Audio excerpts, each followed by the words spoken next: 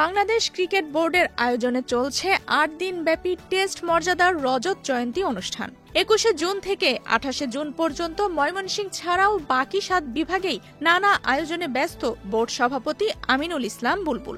বিসিবির এমন আয়োজনে মধ্যমণি হয়ে থাকার কথা ছিল বাংলাদেশ টেস্ট দলের প্রথম অধিনায়ক নাইমুর রহমান দুর্জয়ের, অথচ তিনি নেই এই আয়োজনে।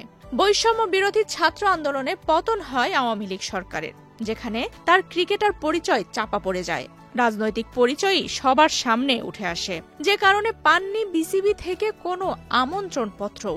অথচ তার নেতৃত্বে অভিষেক টেস্টে সেঞ্চুরি করা আমিনুল এখন বোর্ড সভাপতি। বাংলাদেশ দল ২৬শে জুন ২০০০ সালে ১০ম টেস্ট খেলুড়ে দেশ হিসেবে আইসিসির সদস্যপদ লাভ করে। এরপর টাইগাররা সাদা পোশাকে ভারতের বিপক্ষে প্রথম টেস্ট খেলে, যে দলকে নেতৃত্ব দেন দুর্জয়। সেই টেস্টে আমিনুল ইসলাম বুলবুল করেন নিজের প্রথম সেঞ্চুরি। সেই টেস্টকে ঘিরে বাংলাদেশ দলের কত স্মৃতি। সেই টেস্টে দুর্জয় আর বুলবুল তো আলাদা আলোয় কেড়ে নিয়েছিল, অথচ ২৫ বছর পূর্ণ হওয়ার আগেই পাল্টে গেল দৃশ্যপট। আওয়ামী লীগ সরকার পতনের পর গা ঢাকা দিয়েছেন দুর্জয়, আছে বিভিন্ন মামলাও। অন্যদিকে বোর্ড সভাপতি হিসেবে আছেন আমিনুল।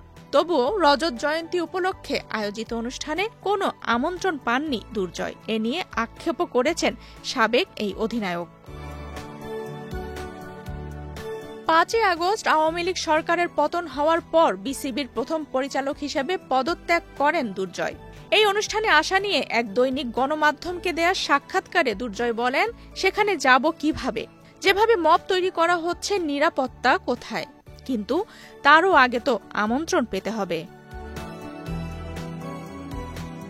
শনিবার পর্যন্ত বিসিবি থেকে কোনো আমন্ত্রণপত্র পাননি নাইমুর। যদিও এ নিয়ে আক্ষেপ নেই তার।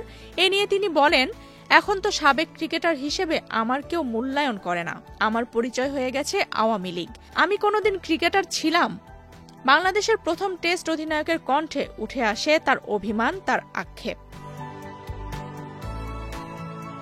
তবে দেশের বিভিন্ন বিভাগে হওয়া অনুষ্ঠানে দুর্জয় ও ভারতের তখনকার অধিনায়ক সৌরভ গাঙ্গুলির ছবি শোভা পায় টেস্ট ক্রিকেটের ঐতিহাসিক ছবিতে। আফসানা রিপা, বাংলাদেশ প্রতিদিন।